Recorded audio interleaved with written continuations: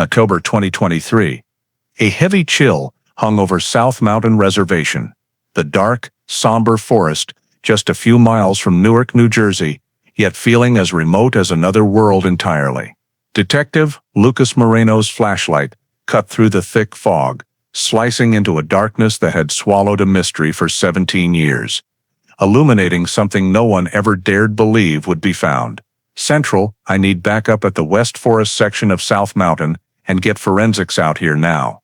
His voice echoed among the damp trees, falling into a bottomless silence. What began as a routine re-examination of a long-forgotten cold case had just turned into something else entirely. Something that could finally answer the question that had haunted Rutgers, Newark since 2006.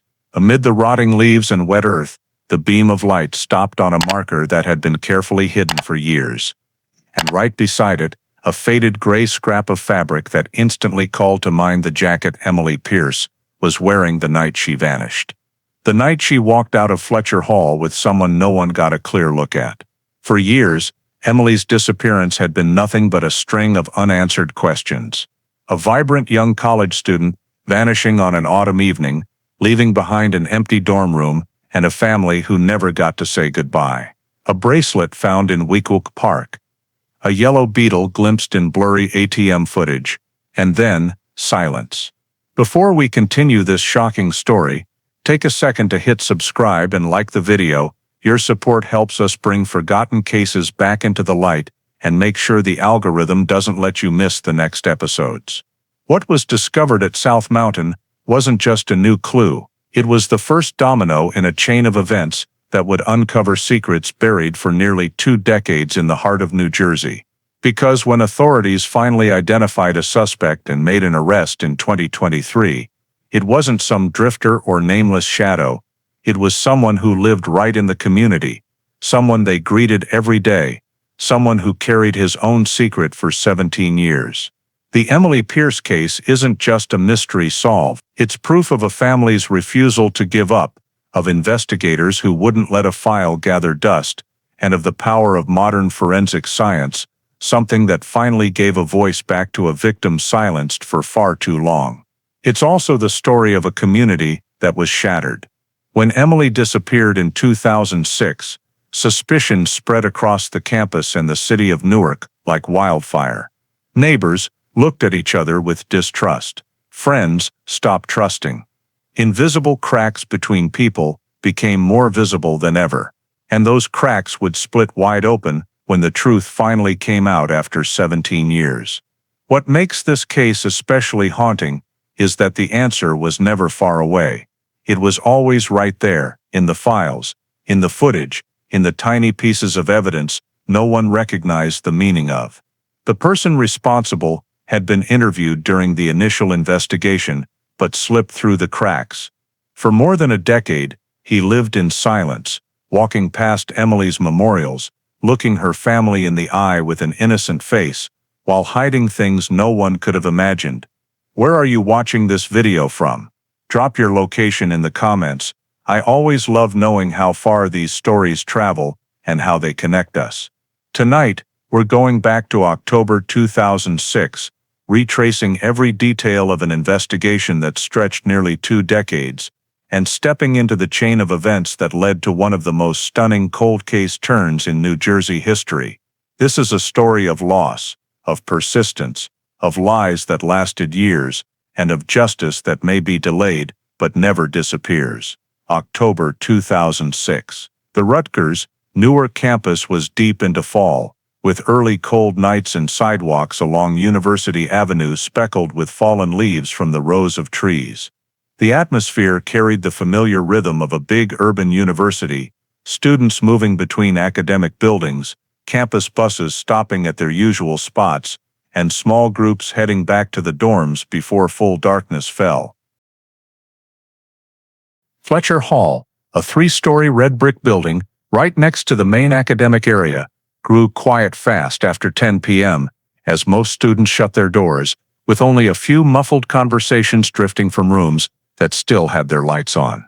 Inside a third-floor room, Emily Pierce sat at her desk, head down reviewing sociology notes with her roommate. The quiet was broken only by wind slipping through the window crack and the fading footsteps of someone in the hallway. Close to midnight, as the floor started going dark, a soft knock sounded. Emily stopped writing and looked toward the door. She opened it, exchanged a few quick words with the person waiting outside, a figure whose face couldn't be made out because of the dim hallway light and the angle they stood at. There was no sign of tension or force.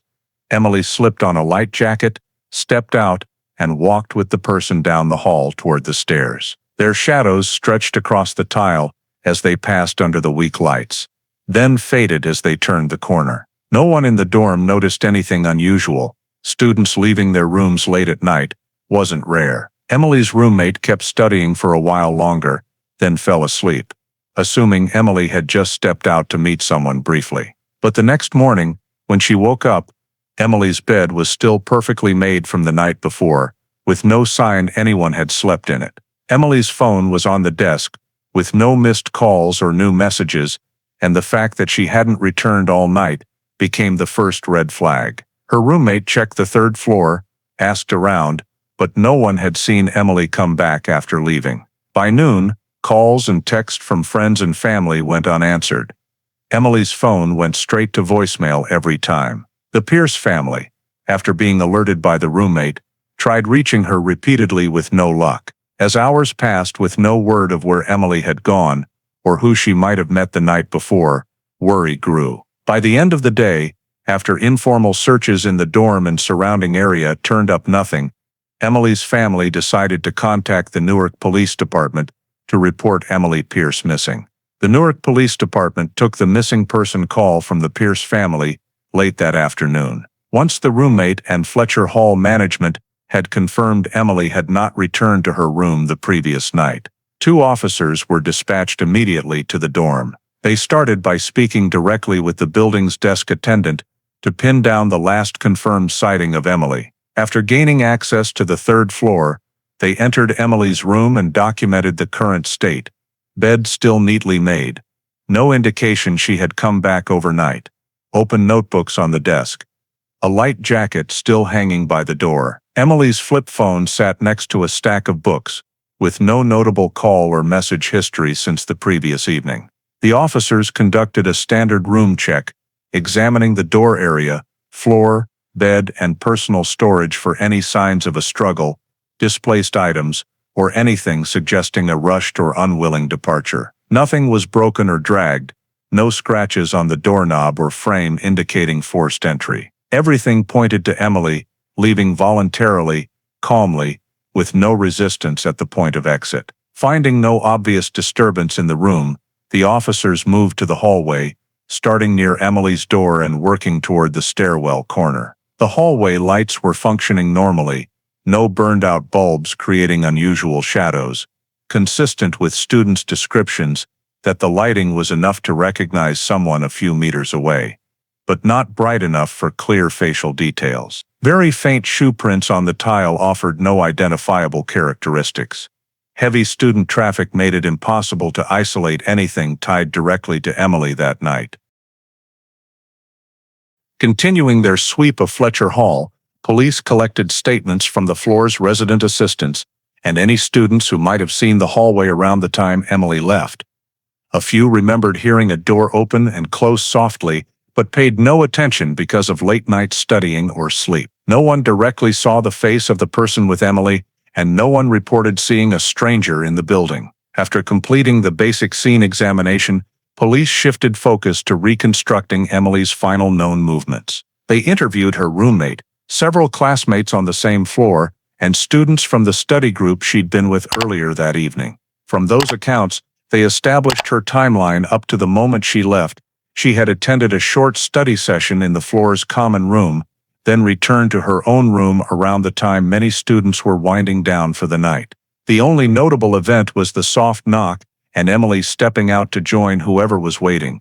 Police logged these details because that was the starting point of her entire disappearance. There was no evidence she left the dorm under duress, but at the same time, there was zero clue as to where she went, who she met, or why she left at that hour. That void forced the Newark PD team to move to the next step, reviewing every frame of security camera footage from Fletcher Hall. The building was equipped with several outdated cameras from the early 2000s, including a fixed camera in the middle of the hallway, a camera near the stairwell corner, a small recording device at the first-floor elevator area, and 2 cameras monitoring the exits at both the front and rear doors. The Rutgers technical operations staff provided police with the complete video footage, covering the time frame identified as the moment Emily left her room. Officers began with the third-floor hallway camera footage, where the 2 silhouettes had been referenced in the earlier inspection. The video showed Emily leaving her room at a time that matched her roommate's statement. Although the image quality was blurry and affected by light noise, officers clearly observed the presence of a man standing near Emily's door just before she stepped out. This individual appeared roughly half a head taller than Emily and was wearing a dark-colored hip-length jacket, but because the camera was mounted too high and the hallway lighting was very dim, no facial features or identifying characteristics could be discerned. Emily exited the room, turned her head back inside for a second, as if saying something to her roommate, then walked alongside the man down the hallway. From this segment, police noted the specific direction of movement. Both individuals walked to the left relative to Emily's door, proceeding toward the end of the hallway, passing 3 small windows overlooking the rear courtyard, and continuing to the turn that led to the stairs. As the 2 approached the corner, the footage became harder to interpret because the hallway camera did not fully cover the angled area.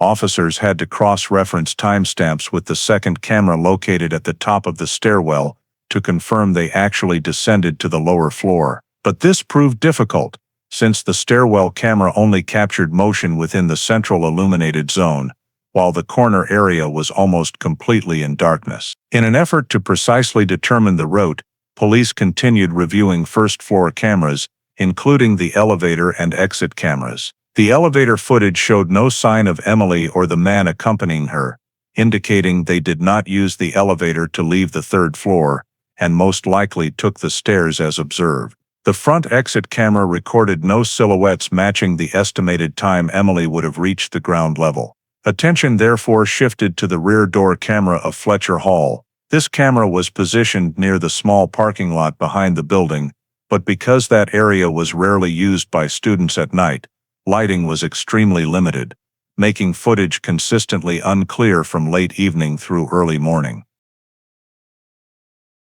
Nevertheless, within the time frame under review, the rear door camera detected a strong, brief flash of light, appearing and disappearing quickly in the parking area directly behind the building, suggesting the possible arrival or departure of a vehicle at the exact moment Emily and the man were moving. Although the image was too blurry to identify people or the vehicle, the timestamp sequence aligned with the direction of movement seen in the hallway video. From all the collected footage, police concluded that Emily did not exit Fletcher Hall through the front door as most students typically did, but instead, very likely followed the man out the rear door and left the building via the back parking lot.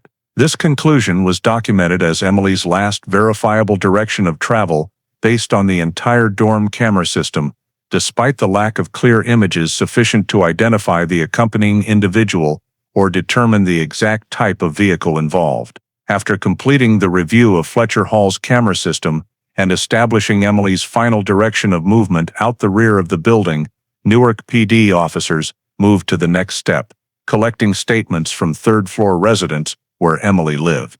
These individuals were the most likely to have directly or indirectly heard or seen something the night Emily left her room, so the entire interview process was conducted room by room to ensure no detail, however minor, was missed. Officers knocked on every door in the hallway and spoke with more than 10 students, 7 of whom were present in Fletcher Hall that night. One student near the end of the hallway reported hearing Emily's door open and close at a time when the floor was normally very quiet, but because she was wearing headphones, she did not hear any additional clear sounds. Another student in the room directly across from Emily's recalled hearing light footsteps passing her door, followed by very faint conversation, not loud enough to distinguish male or female voices, after which everything returned to normal silence. A student near the stairwell area confirmed that a beam of light from the rear parking lot shone into the hallway through the small window near her room that night,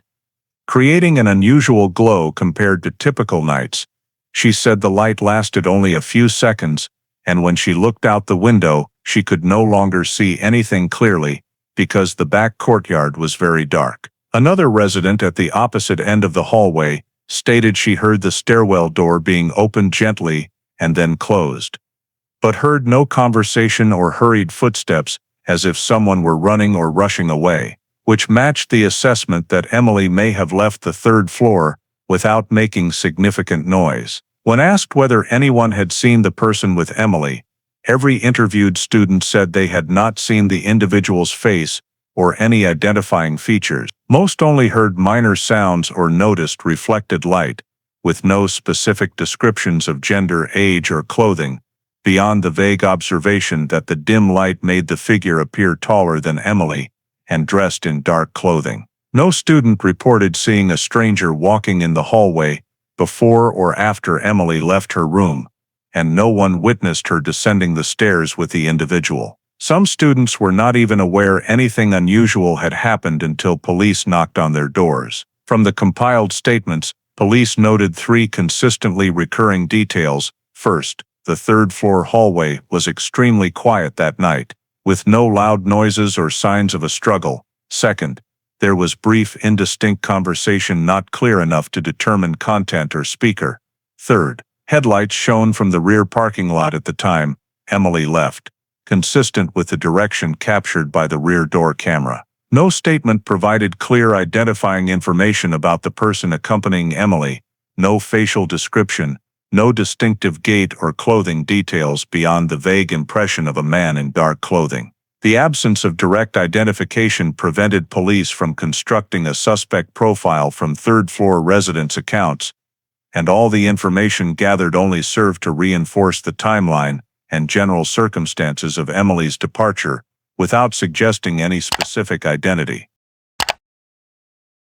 After completing the round of third-floor student interviews and gathering the limited information available from their accounts, Newark PD proceeded to the phase of direct searching within the Rutgers, Newark campus to determine the direction Emily may have taken after leaving Fletcher Hall and whether she left any physical evidence along that path. Since the building's cameras only showed Emily leaving the third floor and most likely descending via the stairs, officers deployed search teams throughout the entire dormitory complex and immediately adjacent outdoor areas, including the first-floor hallway, elevator zone, common lounge, and main lobby.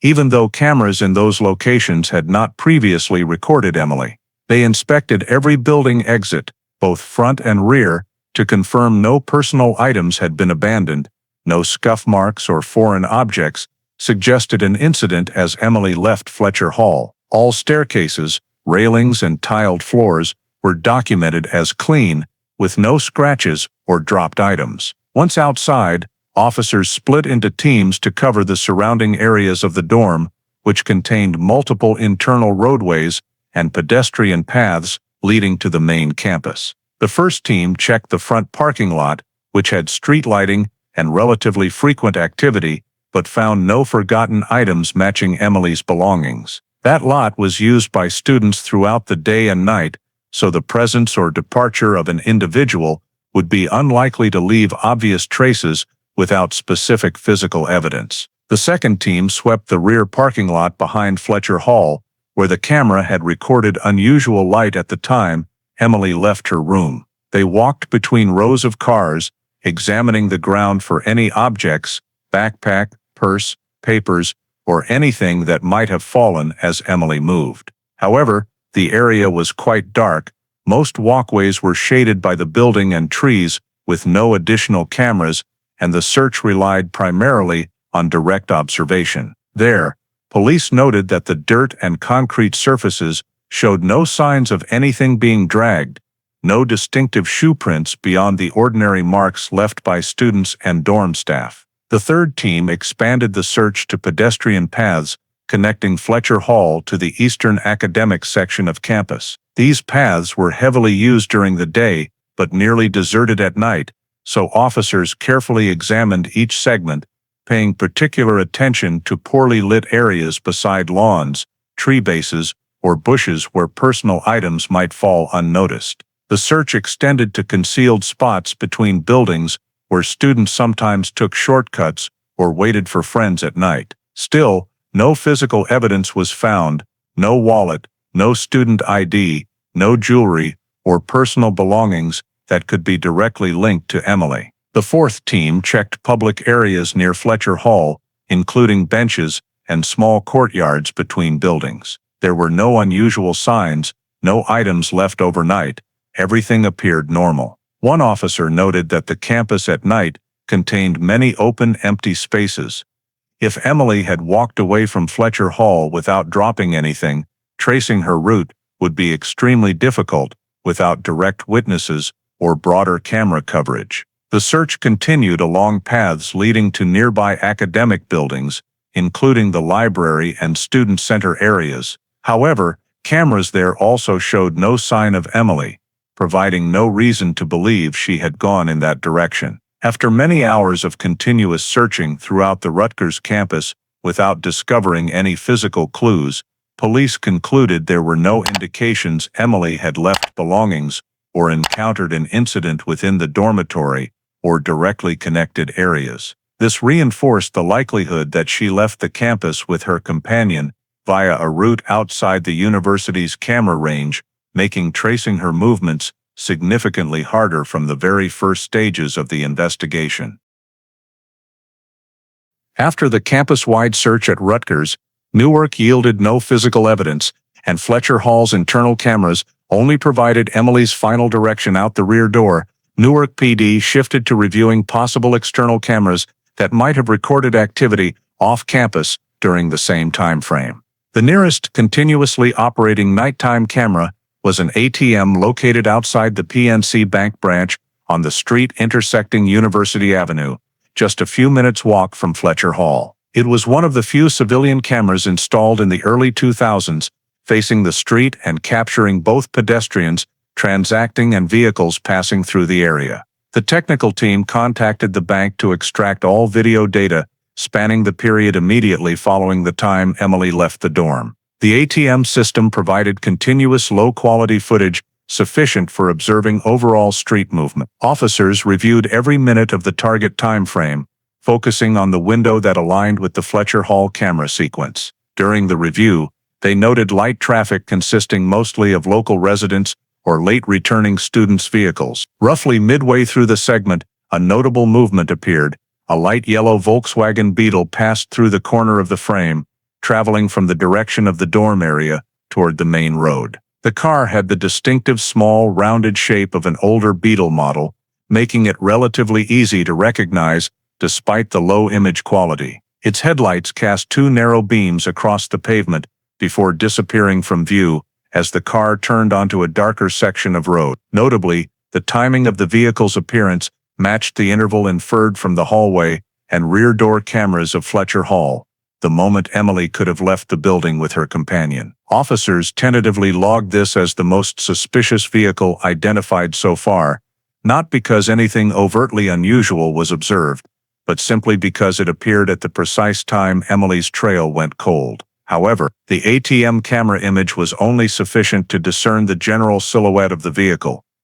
Details such as the license plate, number of occupants, driver characteristics, or any identifying marks were virtually impossible to analyze due to the VGA level resolution, heavy noise, and slight shaking as the car moved quickly.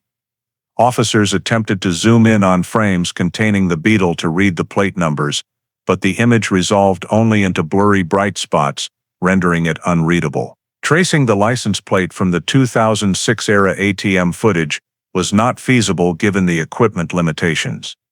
Apart from the Beetle, the remaining seconds of video showed only a few scattered vehicles, mostly common sedans or small SUVs, none of which matched the distinctive Beetle shape.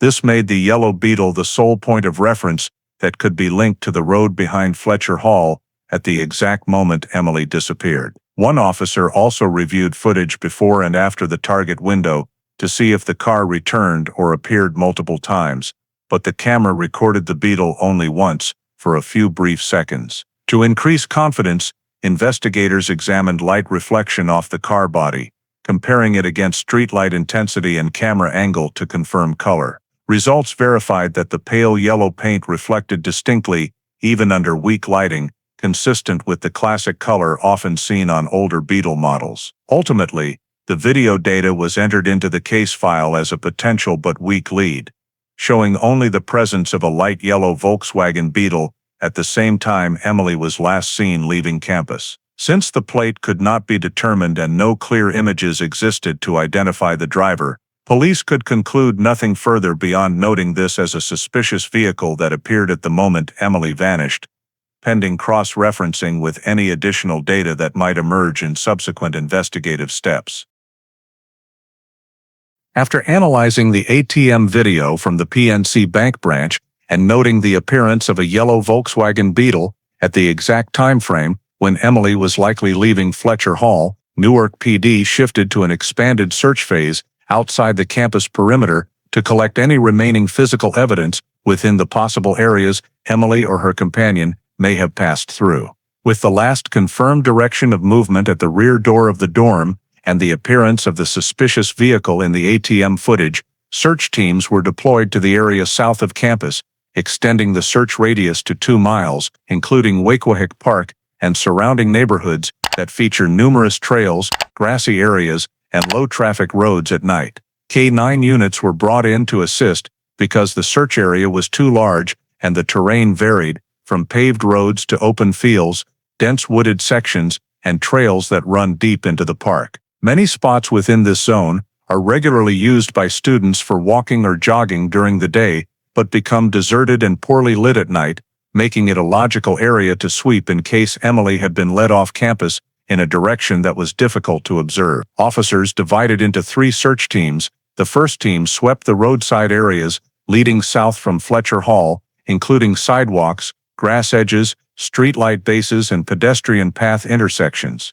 The second team moved deeper into Wacohic Park along frequently used trails, accompanied by K-9 units to increase the chances of detecting any lingering scent or trace evidence. The third team checked the transitional zone between campus and the park, where there are low grassy areas, bushes, and spots that could conceal small items not easily visible to the naked eye. While moving along the trails deeper into the park, one of the K-9 dogs alerted at a location near a low grassy area where the trail curved slightly toward an open clearing. At that spot, officers discovered a small object reflecting light in the late afternoon sun, partially covered by dry leaves. Upon closer inspection, they identified it as a simple silver bracelet that matched the description given by Emily's roommate of the jewelry Emily wore every day. The item was collected following proper evidence protocol to avoid contamination, and the discovery location was marked on the search map for analysis of whether Emily had passed through there. Aside from the bracelet, the area showed no signs of a struggle or any other items directly related to Emily. After securing the evidence, the search team continued sweeping a wider radius around that location in hopes of finding additional traces that could indicate the next direction of travel. One officer noticed a relatively small indentation in the ground not far from where the bracelet was found. Upon closer examination, it appeared to be a faint tire track, not deep, but with a fairly clear outline of a narrow tire width compared to most common sedans or SUVs. However, the soil in the area was soft and easily distorted, so the tread pattern was not distinct enough to identify the vehicle type or match any specific tire. Officers documented the tire mark as a possible connection to a vehicle that may have been in the area at the time the bracelet was likely dropped, but they could not confirm it belonged to the same car seen in the ATM video. Since this trail is also used by local residents for walking, jogging, or cycling, the tire track could belong to any personal vehicle that had passed through in recent days, rendering it insufficient for verification. Nevertheless, the combination of finding the bracelet and the presence of the faint tire mark made this location the most significant point in the entire search area up to that moment. The K-9 units were asked to re-sweep the area multiple times in widening circles, but after several passes, the dogs did not alert to any additional scent or objects that could be linked to Emily. The search continued into the tree lines, along the small lake in the park, and secondary exits leading to the residential areas south of the park, but no new leads were found. Ultimately, the report from the 2-mile radius search recorded two main findings. First, a silver bracelet, highly likely belonging to Emily. Second, a faint tire track discovered nearby but lacking enough detail to identify the vehicle type or directly connected to her disappearance.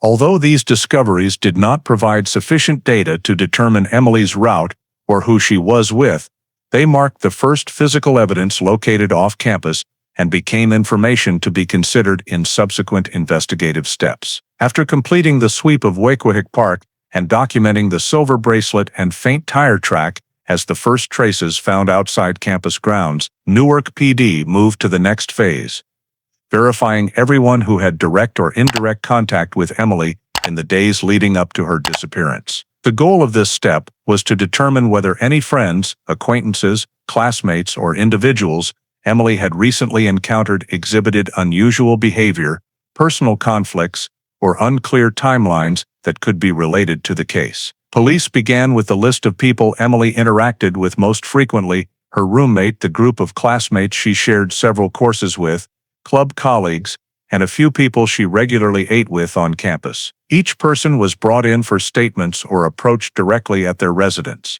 For every individual, officers requested a detailed timeline from the afternoon through the night Emily left her room, including where they were, who they were with, and whether they had any contact with Emily during that period. Emily's closest friends all confirmed that she had stayed in Fletcher Hall that evening to study and had no plans to go out. Her roommate repeated her statement that Emily never mentioned meeting anyone that night, let alone someone coming to the room. Another friend who often walked with Emily in the evenings said they had exchanged messages that day, but the conversation ended early because Emily said she needed to focus on finishing assignments. None of the inner circle showed any irregularities in their statements or timelines. Police then expanded the list to people Emily had more casual contact with, such as classmates from afternoon lectures or students on other floors she had met in common areas. All provided clear timelines.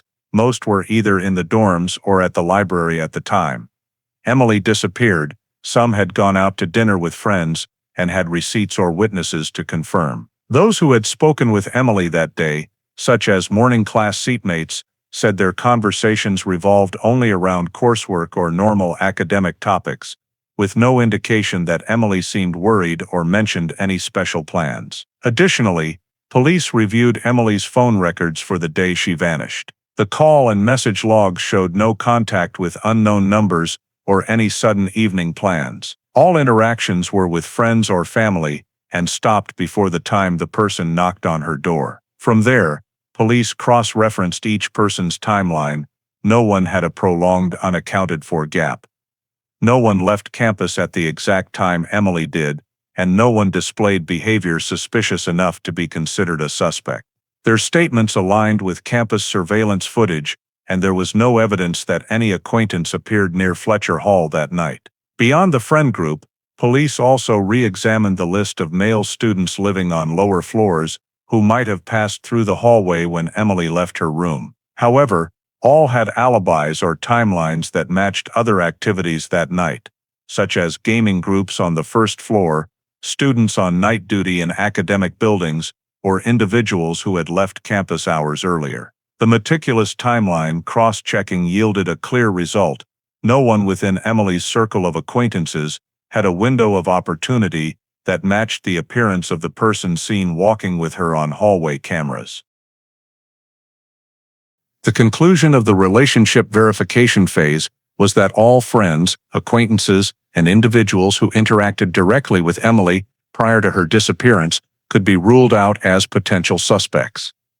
Every indicator pointed to the person accompanying Emily being someone outside her daily social and academic environment. After completing the verification of all friends, acquaintances, and recent contacts without identifying any potential suspects, Newark PD redirected the investigation to the only remaining lead, the yellow Volkswagen Beetle that appeared in the ATM video near campus at the exact time Emily disappeared. Tracing the vehicle's origin was deemed critical because the Beetle has a distinctive shape, Relatively few are registered in the area, and its appearance coinciding precisely with Emily leaving Fletcher Hall made police view it as the most viable lead at that stage of the investigation. Following procedure, police contacted the New Jersey Motor Vehicle Registration Database to pull a list of all owners of Volkswagen Beetles residing in Newark and surrounding areas. The initial filtered list yielded only a few dozen yellow or similarly colored Beetles in the city, a small enough number for investigators to check each one individually. From this raw list,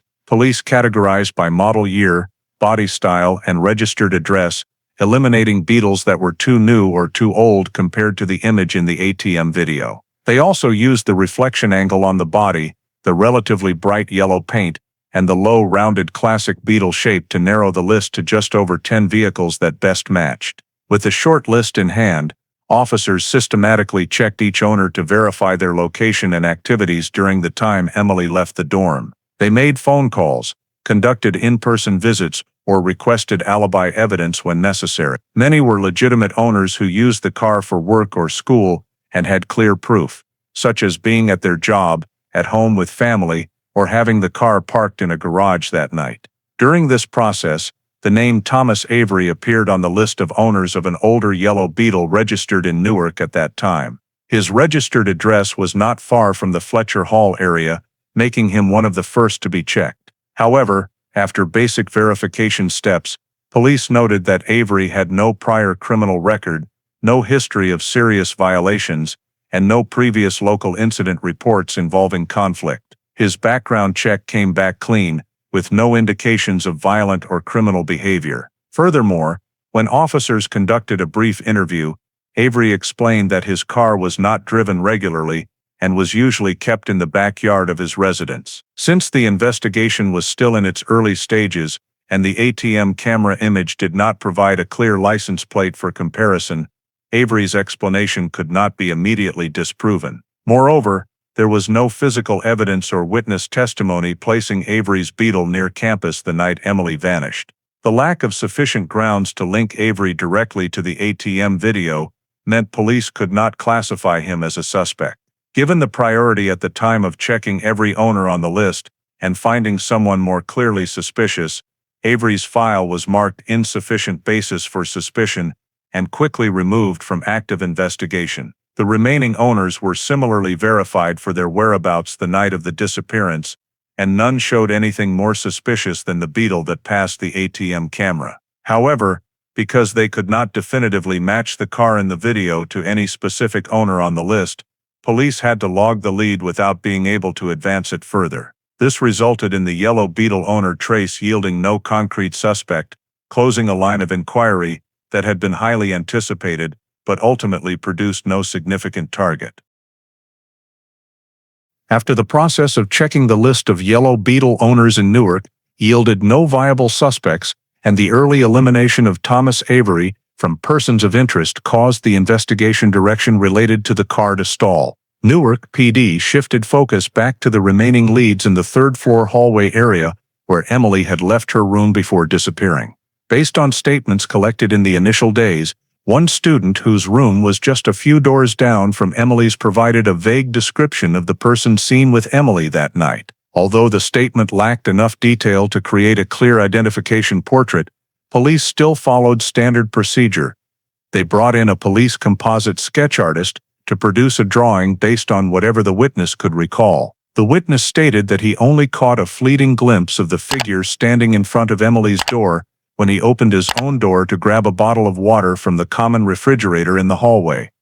But he never saw the person's face because the individual was standing off to the side, outside the direct light from the ceiling fixture. With that extremely limited description, the artist could only produce a very generic figure.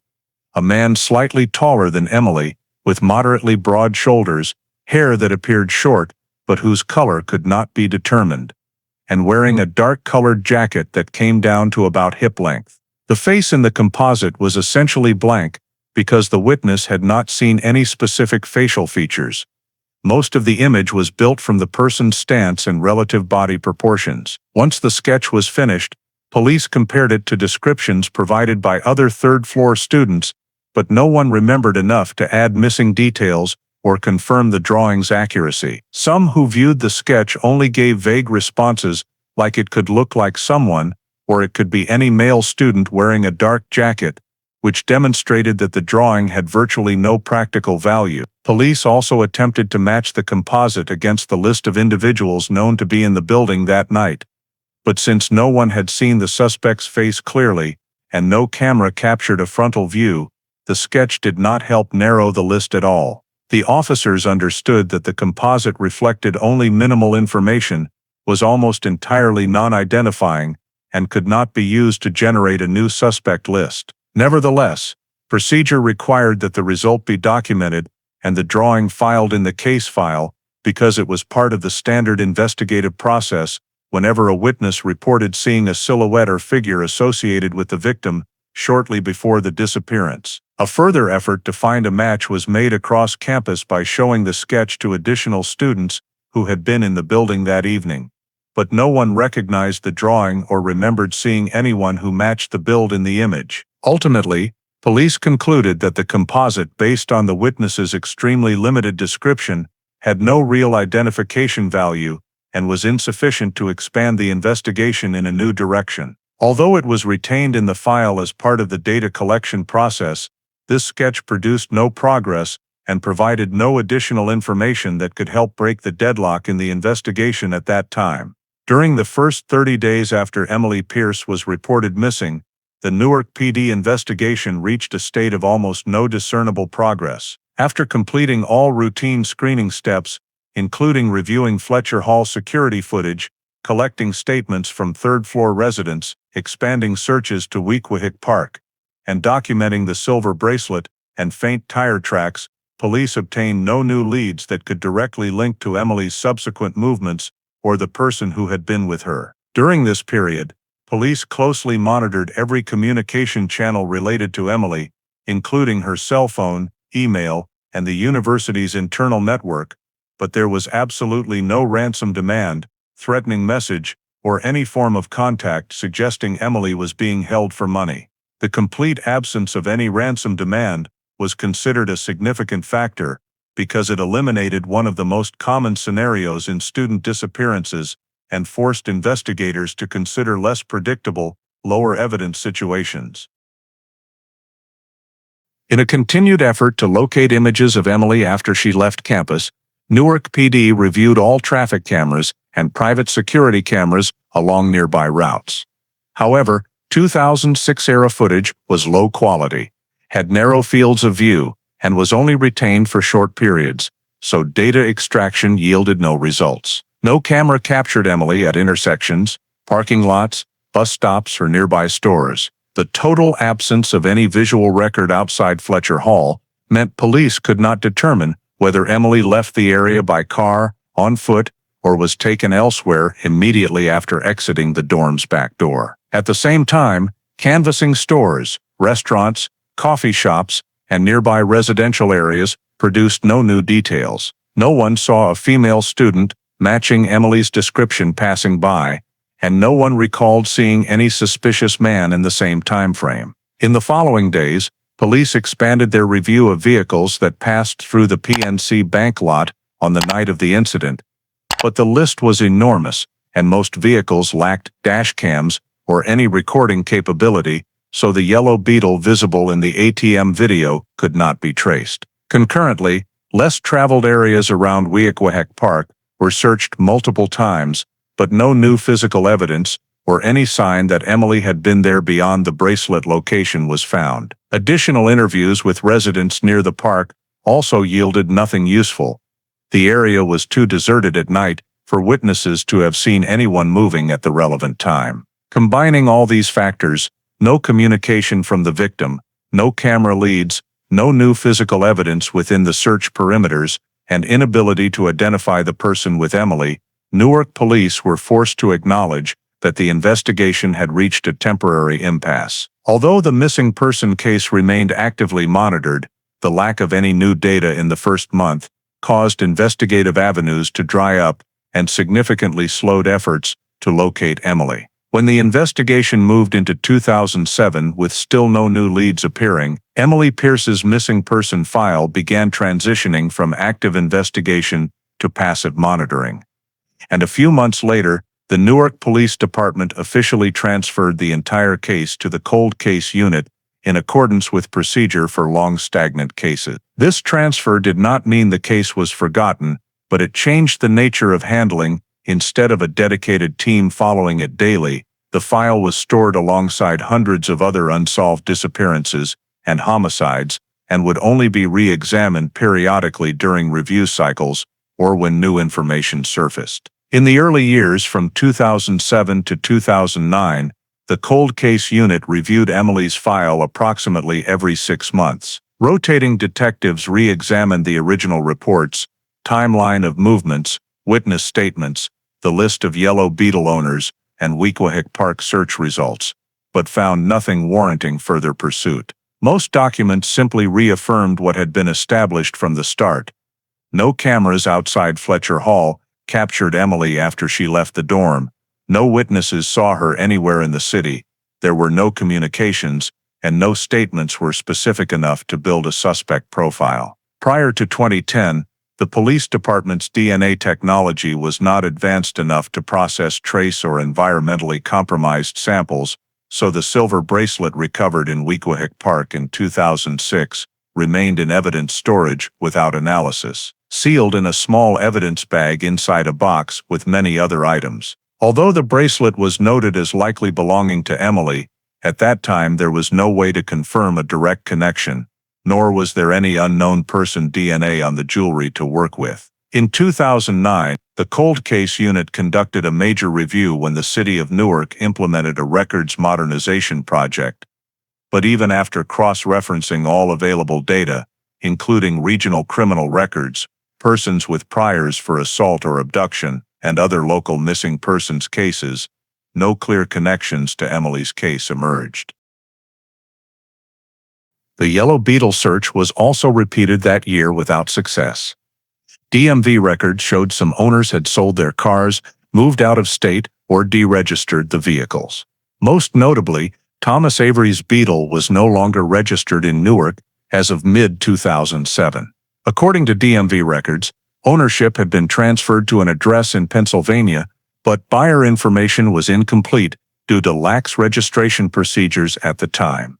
The Cold Case Unit noted this but could not pursue it further, as the car's disappearance from Newark was not enough to establish a link to the disappearance, and there was no concrete evidence proving the ATM video car was in fact Avery's.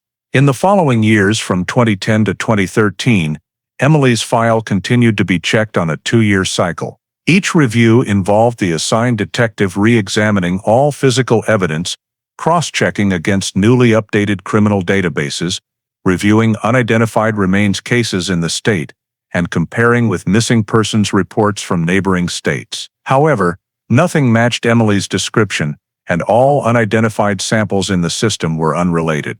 During this same period, Newark PD conducted periodic evidence purge operations to optimize storage space, but Emily's file was retained intact as a notable unresolved missing person case, despite the absence of new leads. Throughout these repeated reviews, the lack of 2006 traffic camera data remained a major obstacle. Many older cameras only retained footage briefly and were not connected to a central system, leaving police unable to extend Emily's movements beyond campus. This kept the case from advancing further, as every prior investigative step had already reached the limits of what 2006-2010 technology allowed. By the end of 2013, 7 years after Emily vanished, and with no new data having emerged, the file was marked inactive, unresolved, meaning the formal investigation was officially suspended. The case was closed and archived in the Cold Case Unit, where all incident information, statements, evidence, and related data remain preserved in both paper and digitized form. The silver bracelet continued to sit in the untested evidence storage area, never reopened since the first year, no one knowing it would eventually become one of the most critical pieces in breaking this long deadlock. In the Cold Case Unit's final 2013 report, the Emily Pierce disappearance was classified as no further leads, accurately reflecting the reality that for many years every investigative path had reached a dead end. Every re-examination produced no change, and no factor existed to justify immediately reopening the file. In that state, the case joined hundreds of others in the cold case archives, lying dormant among aging folders, waiting for the day some new piece of evidence strong enough to upend the entire picture might finally appear. In early 2023, during a routine review cycle of cold cases older than 10 years, the Emily Pierce disappearance was assigned to Detective Lucas Moreno, a newly transferred investigator in the cold case unit, whose priority task was to re-examine cases that could benefit from modern forensic technologies never previously applied. Upon receiving the file, over 300 pages thick, along with the old sealed evidence packages, Moreno began by thoroughly studying every investigative report from 2006 through 2013. Reviewing each step taken, every dead-end lead, and every piece of evidence placed in storage. He noted the technological limitations of that era, particularly in analyzing trace DNA and processing low-quality video. When he moved on to the physical evidence, Moreno discovered that the silver bracelet found in Wickwahik Park was still in its original 2006 evidence bag, never opened or sent to any lab for testing. The evidence log confirmed that at the time, DNA testing technology was incapable of isolating trace samples from a metal surface that had been exposed to the elements for hours. So the item had been classified as untestable. Alongside the bracelet, Moreno noticed another small evidence bag containing a brown fabric fiber collected at the same time. But because no useful comparison sample existed then, and the case had stalled, the fiber had also been stored without further analysis. Moreno recognized that both items had the potential to yield trace biological material or textile evidence that could now be linked through modern testing.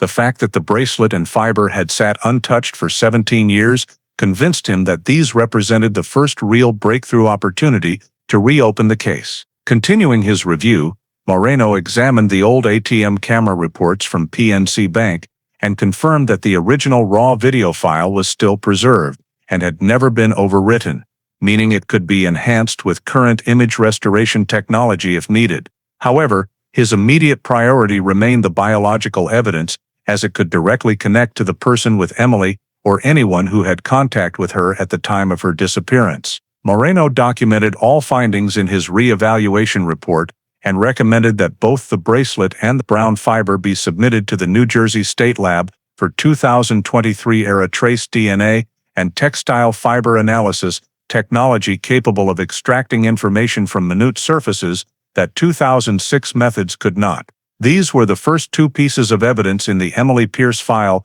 that Moreno believed could produce new data, and their long-neglected status was the reason he decided to restart the reinvestigation from these seemingly minor but potentially case-altering details from the night Emily left Fletcher Hall. Once the Emily Pierce case was officially reopened and the two primary items, the silver bracelet and the brown fabric fiber, were sent to the New Jersey State Lab, the 2023 forensic analysis began with the goal of locating trace biological evidence using touch DNA technology, a method completely unavailable in 2006.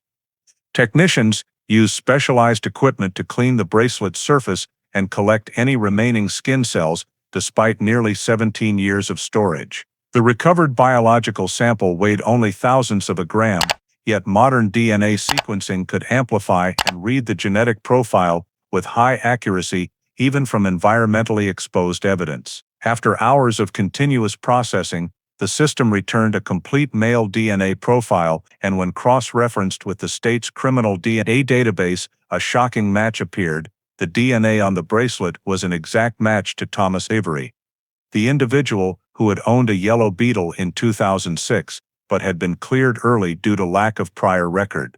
This DNA match became the first hard evidence that Avery had direct physical contact with an item confirmed to belong to Emily, though exactly how or when that contact occurred remained unproven. Simultaneously, Moreno ordered the original 2006 ATM video file to be processed with new generation AI image restoration software capable of removing noise, enhancing resolution, and reconstructing underexposed frames. The original footage showed only a fleeting few seconds of a yellow Volkswagen Beetle passing the camera, with the license plate completely illegible. However, 2023 technology allowed frame-by-frame reconstruction by analyzing the vehicle's motion trajectory, light reflections on the body, and modeling the blurred plate area. After the system processed the data for over 20 minutes, the restored plate image became dramatically clearer, enough to read most characters. Although a few edge characters remained slightly distorted, the rest were sufficient to identify the plate as belonging to the Beetle registered to Thomas Avery in 2006. This matched contemporaneous DMV records and strengthened the hypothesis that the car in the ATM video was the same one Avery owned before it disappeared from Newark in 2007. The restoration also enabled analysis of the driver's relative height against the window frame, yielding an estimated driver height of 5'10" inches to 6'0", consistent with Avery's 2006 DMV anthropometric data. After completing the video restoration, Moreno requested a comparison between the figure in the ATM footage and the hallway camera frames from Fletcher Hall. Although the hallway images were poor, AI gait analysis technology could determine general body ratios, such as arm length, shoulder width, and walking dynamics. Technicians combined data from the hallway video, the restored ATM video, and Avery's 2006 DMV measurements to create a three-dimensional motion model. The analysis revealed a high degree of similarity between the person seen next to Emily in the hallway camera and the driver of the Beetle in the restored ATM video. Shoulder width, torso-to-leg ratio, and weight shift patterns, while walking all aligned with Avery's profile from when he still lived in Newark.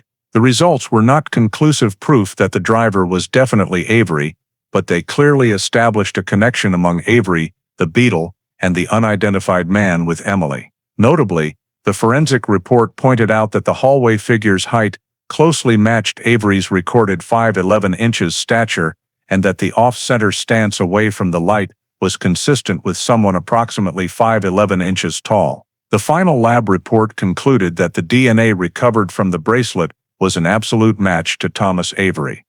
The restored ATM plate belonged to Avery's registered Beetle, and the hallway figure's motion model shared multiple characteristics with Avery's known anthropometric profile. While these findings did not yet form a complete legal conclusion, they represented the first time in 17 years that the Emily Pierce file contained a consistent chain linking physical evidence, a vehicle, and a specific individual, marking a critical turning point in the 2023 reanalysis using modern forensic technology. After the 2023 forensic results confirmed Avery's DNA on the bracelet, and the restored ATM video showed the Beetle's plate matching Avery's 2006 registration, Detective Lucas Moreno moved to the next phase, tracing Avery's residential and movement history during and after Emily Pierce's disappearance. Newark City records showed Avery had lived in a rented room in a multi-tenant house only a few blocks west of the Rutgers, Newark campus, and Fletcher Hall. That address matched the one listed on his 2006 DMV registration for the yellow Beetle. Cross-referencing registration dates and residency records, Moreno noted that Avery had moved into the rooming house only weeks before Emily vanished and had no known friends or relatives nearby.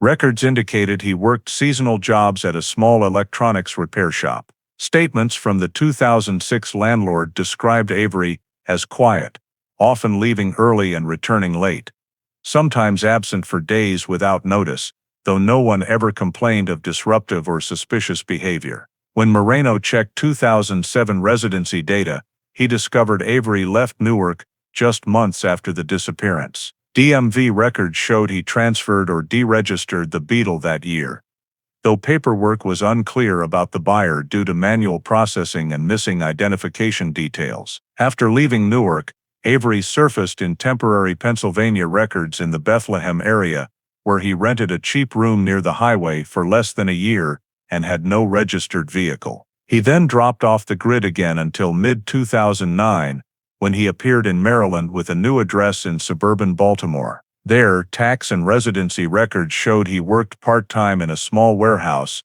lived alone, and moved twice over the next 3 years. This pattern of frequent interstate moves led Moreno to suspect Avery deliberately avoided putting down long-term roots. Examining the timeline around his Newark departure, Moreno determined that approximately 2 weeks after Emily disappeared was the last recorded instance of Avery in the city, based on bank transactions and utility bills. All subsequent records placed him elsewhere, indicating a sudden exit without any official explanation. The fact that he changed states so soon after the disappearance became a key point in Moreno's analysis. Additionally, Avery had no social media accounts, no significant medical history, and only held temporary jobs, which had previously made tracking his life extremely difficult. However, with federally digitized residency records available since 2020, Moreno was able to follow each address registration, short-term residency change, and personal tax note, creating a clear movement chain.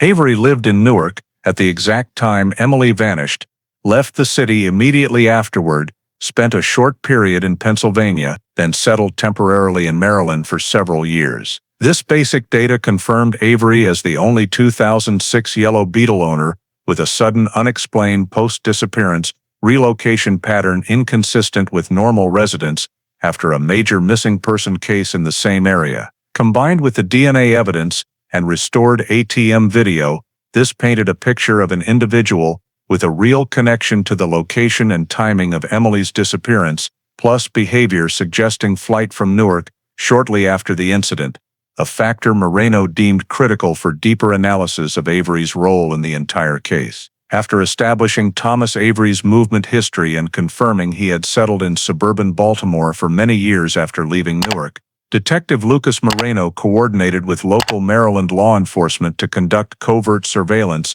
in order to gather real-time information about Avery's daily activities and assess whether he might still possess any connection to evidence related to Emily Pierce. The surveillance team observed that Avery lived alone in a modest rented house, worked loading shifts at a warehouse near the highway, traveled primarily by personal vehicle, and maintained a very regular routine, leaving home early in the morning, working until afternoon, doing minor shopping at nearby convenience stores, then returning home, and rarely interacting with neighbors. During monitoring, Avery displayed no violent or erratic behavior, but Moreno noted he was extremely cautious about trash disposal.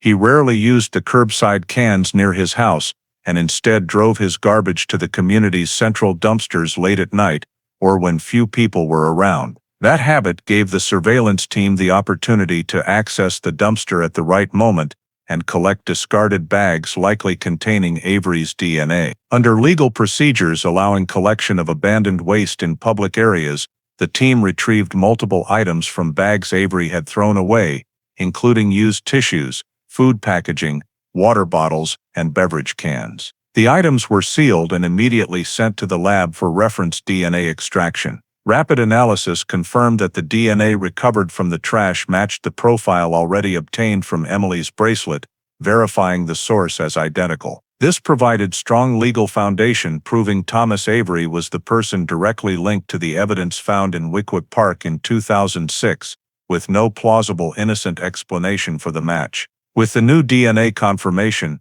Moreno prepared a formal report to the prosecutor's office requesting search warrants for Avery's entire Baltimore residence and property. The warrant application rested on 3 key pillars: the DNA match from Emily's bracelet, the restored ATM video confirming Avery's Beetle near Fletcher Hall at the time of the disappearance, and the suspicious post-incident relocation pattern showing Avery fled Newark immediately afterward. Moreno's detailed report argued that the combination of these elements established probable cause to believe Avery's home might contain additional evidence related to the disappearance, making the search necessary to pursue the newly strengthened investigative direction. Immediately after the search warrant was approved based on the collected DNA evidence and video data from the surveillance phase, the investigative team, in coordination with Baltimore local police, conducted a surprise search of Thomas Avery's residence in the early morning. to minimize any chance of him destroying or disposing of potential evidence. Upon entering, officers noted that Avery's house was sparsely furnished, with minimal belongings and no signs of clutter, indicating he maintained a discreet and regimented lifestyle consistent with observations from the surveillance team. The first area searched was the small bedroom where Avery spent most of his time, containing an old wooden dresser, a single bed, and a small table by the window. In the second drawer of the dresser, officers discovered an unexpected item, a Rutgers, Newark student ID, belonging to Emily Pierce, still bearing her photo and student number intact. The card was stored in a small Ziploc bag, separate from Avery's other personal documents. This was the first piece of evidence found during the search that directly linked Avery to Emily in 2006. Nearby, inside a cardboard box under the bed, the search team located a small gray fabric scrap with slight surface wear. When compared to photographs of the clothing Emily was wearing the night she left the dorm, the scrap matched the color and material of her shirt.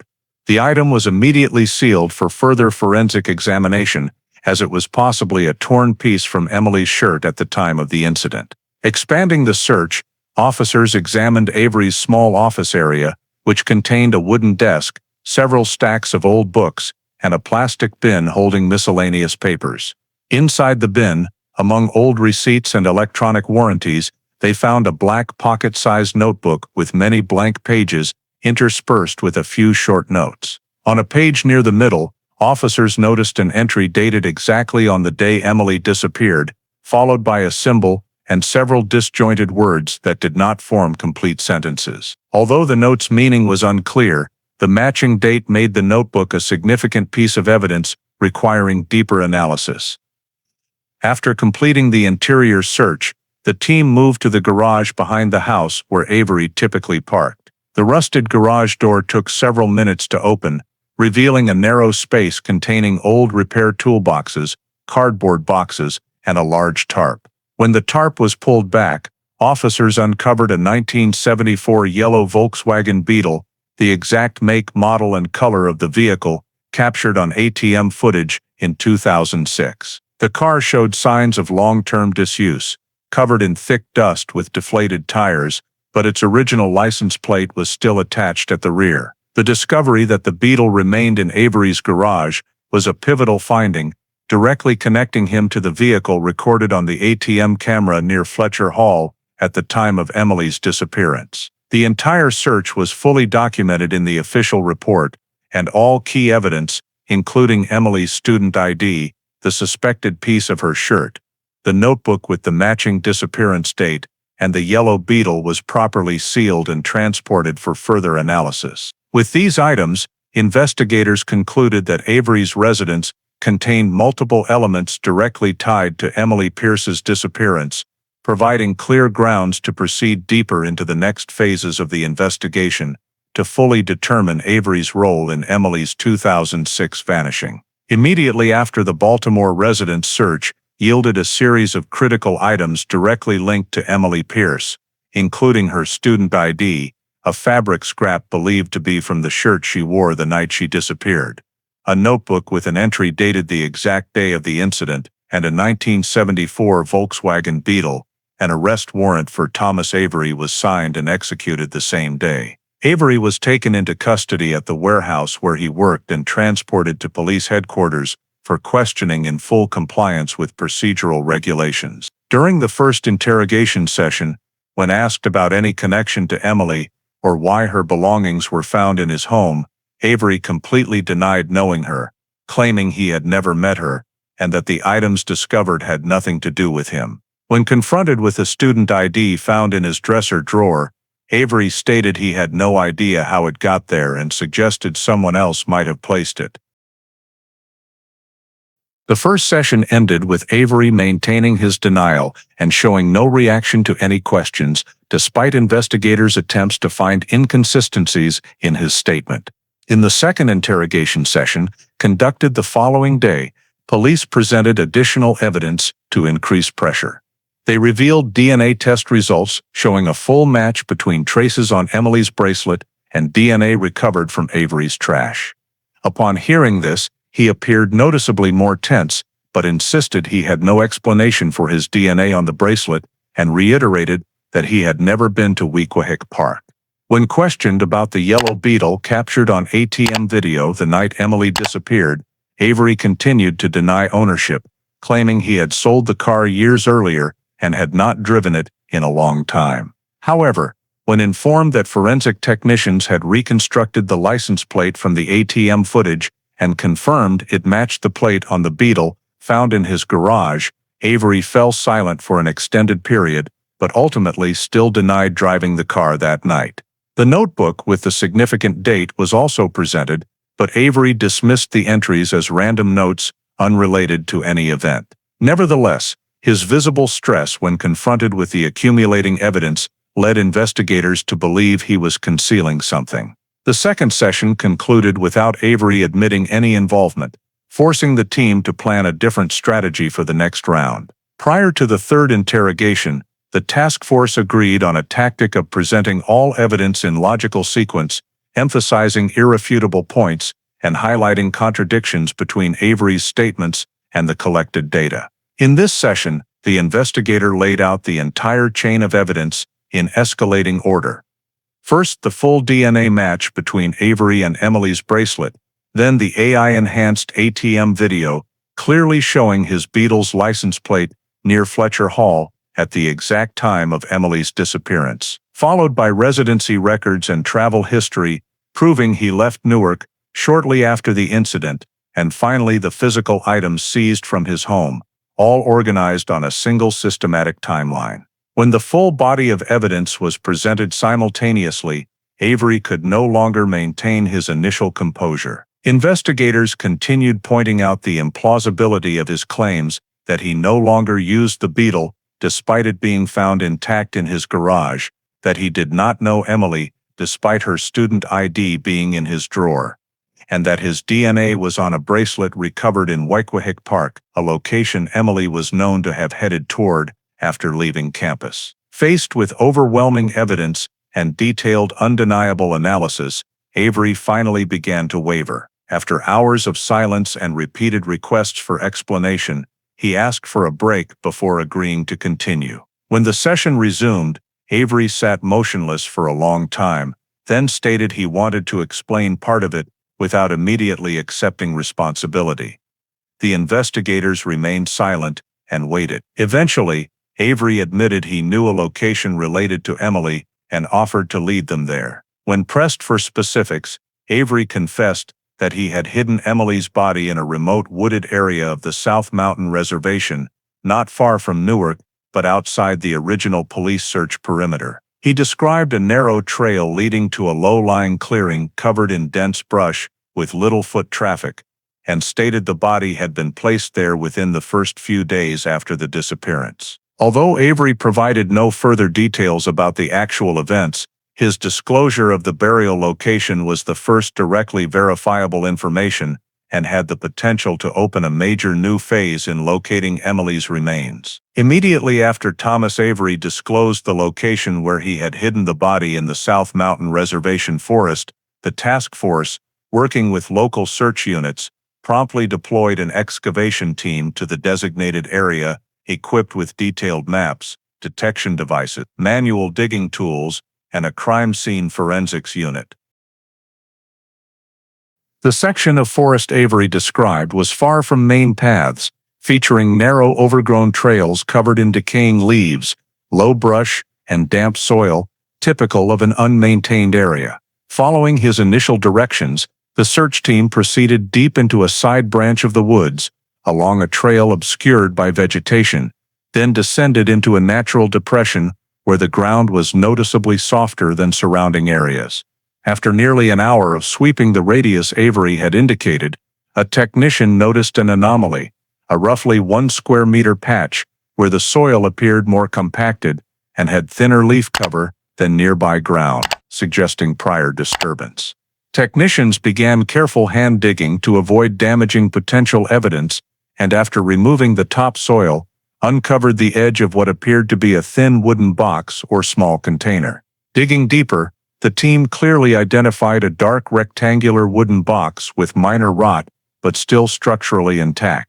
When the box was opened, it revealed human remains, including a skull, limb bones, and remnants of fabric, wrapped in a thin gray cloth, matching the material of the shirt Emily wore the night she disappeared. The crime scene team immediately sealed all items, marked the excavation site with GPS coordinates, photographed every stage, and documented the soil structure for later soil match analysis. Once the remains were transported to the forensic lab, experts conducted a preliminary examination and determined that anthropometric characteristics of the bones, including long bone length, skull thickness, and pelvic development, were consistent with Emily Pierce's profile. The next step was comparing Emily's dental records to the remaining teeth in the recovered skull. The comparison revealed a complete match across multiple identification points, confirming the remains were indeed Emily's. In addition to the bones, forensic examiners noted that the soil surrounding the wooden box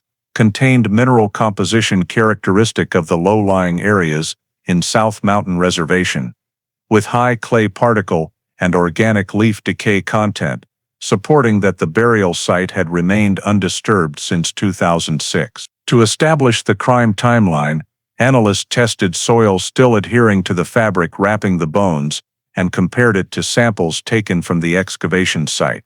The soil match results showed near-perfect correspondence in mineral composition, color, pH, and microbial decay markers, proving the remains had lain in that location continuously since burial. Further examination of the gray fabric wrapping revealed a weave and dye identical to the scrap recovered from Avery's home, with comparable wear patterns. Fiber comparison confirmed a strong match sufficient to conclude both pieces originated from the same garment. Additionally, touch DNA analysis on the fabric inside the box detected Emily's DNA, strengthening the link between the cloth, the remains, and the evidence seized from the suspect's house. The forensic team also examined organic and inorganic residues on the bone surfaces, noting decomposition consistent with approximately 17 years in New Jersey forest soil conditions. Some bones showed compression fractures from long-term soil pressure, but no signs of post-burial disturbance,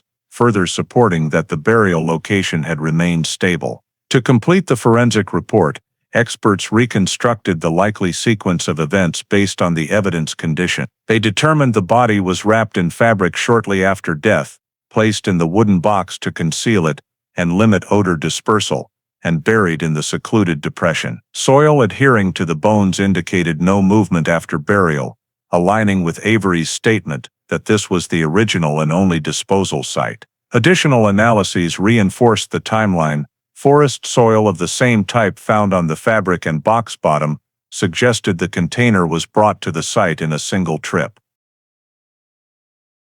Examiners also detected polyblend fibers on part of the wrapping that matched fibers from a brown fabric sample preserved from Emily's 2006 evidence kit.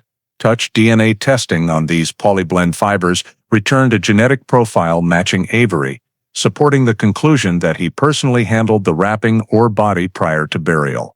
When all soil match, fiber match, and touch DNA results were combined, the forensic report concluded that Emily Pierce's body was placed at the excavation site at the time of her 2006 disappearance and buried using materials present in Avery's home. The consistent correlation across all samples and test results created a unified picture that strongly reinforced the timeline and investigative direction originally built from DNA evidence, ATM video, and items seized from Avery's residence. The full report was handed over to the task force and entered into the case file as foundational evidence for the continuing investigation into the Emily Pierce case. The trial of Thomas Avery was held at the Essex County Courthouse after all physical evidence, forensic reports, and witness statements in the Emily Pierce case file were transferred to the prosecutor's office, marking the first time in 17 years that a complete indictment was presented to the grand jury. In the opening statement, the prosecution presented an overview of the case, starting from the night Emily left Fletcher Hall in 2006 to the moment her remains were exhumed at South Mountain Reservation in 2023, emphasizing that the entire chain of evidence not only reconstructed the disappearance but also reinforced every critical point in the 17-year timeline. Forensic evidence was introduced in the same logical sequence the task force had used to rebuild the case. First, the touch DNA result from the silver bracelet found at Wickwahik Park, proving Avery's DNA was present on Emily's personal item. Next, the AI-enhanced ATM video showing the license plate of Avery's 1974 yellow Volkswagen Beetle near Fletcher Hall at the exact time Emily left the dorm.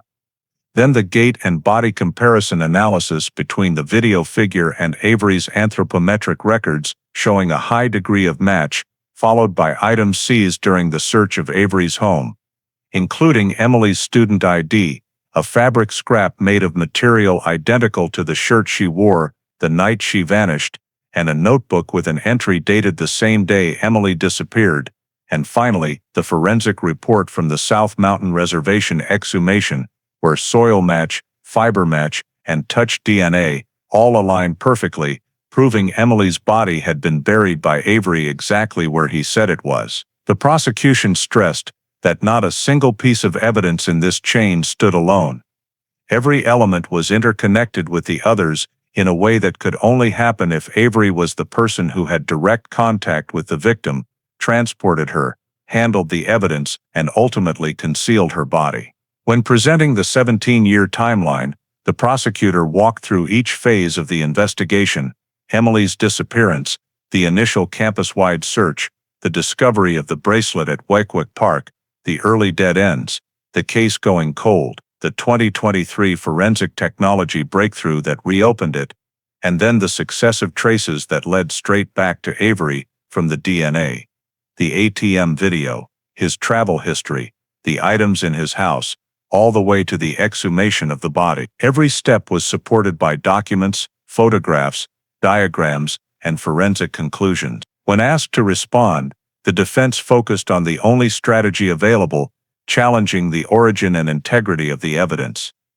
However, they could offer no reasonable explanation for why Emily's student ID was found in Avery's drawer, why his DNA was on her bracelet, why the license plate still attached to his Beetle matched the ATM footage, or why the fabric scrap in his home had the same material composition and aging characteristics as the cloth wrapped around the body.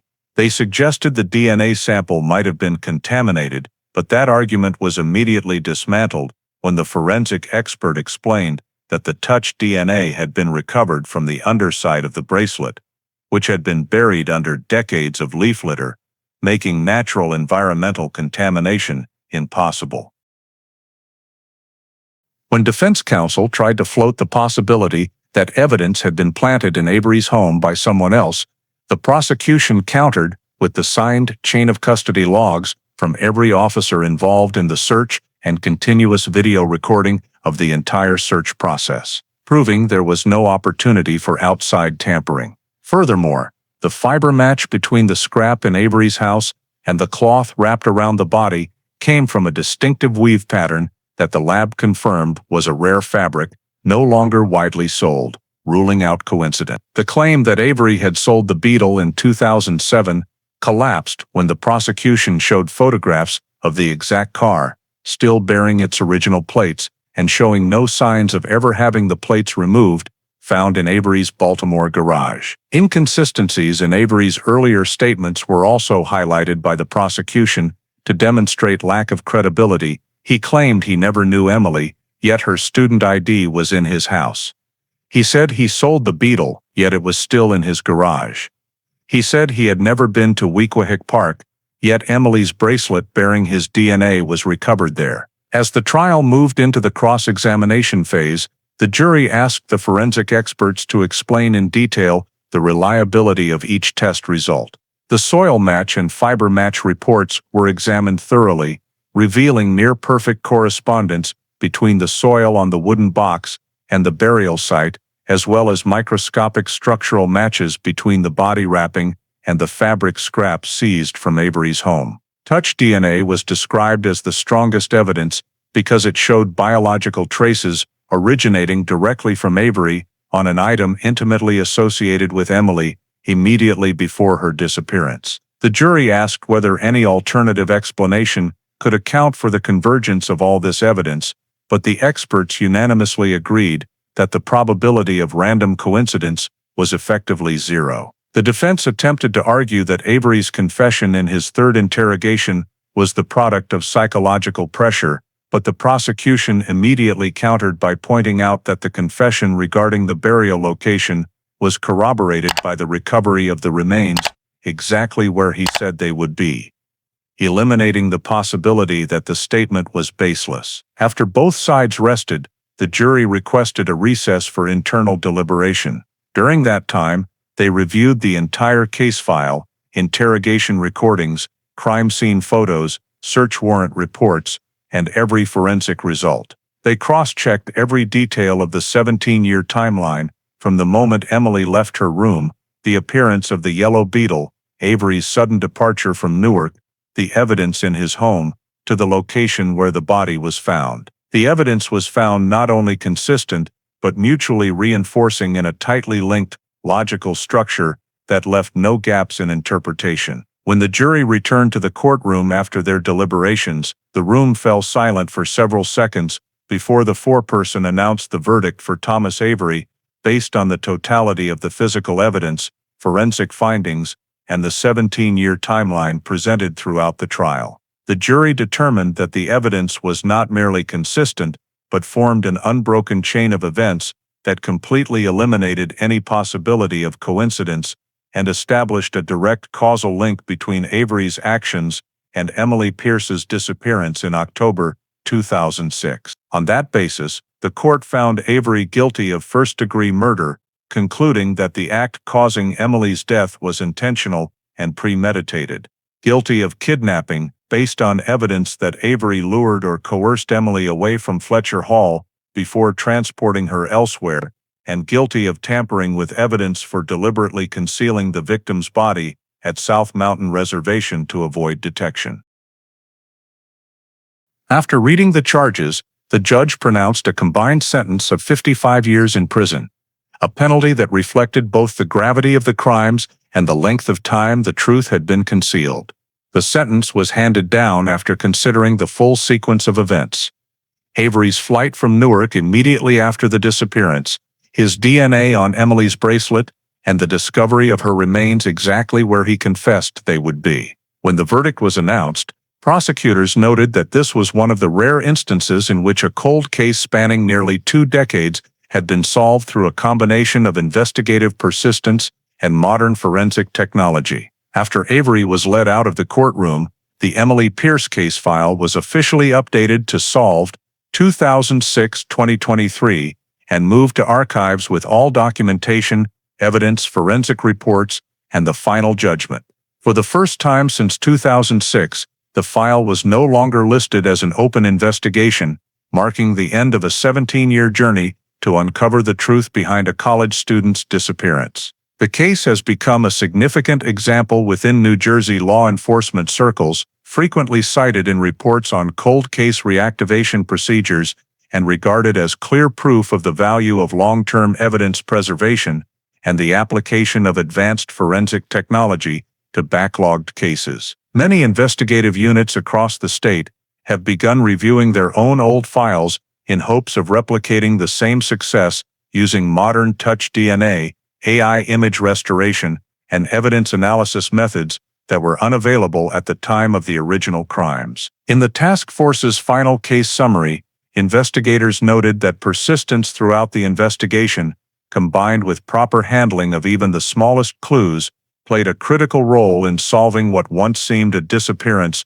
permanently buried in the cold case archives. Avery's sentence closed the entire legal chapter surrounding Emily Pierce's disappearance and simultaneously set a new standard for future investigations in New Jersey when confronting cases that once appeared unsolvable with only the data available in the year they occurred. The nearly 2-decade story of Emily Pierce's disappearance and investigation is not just a solved case.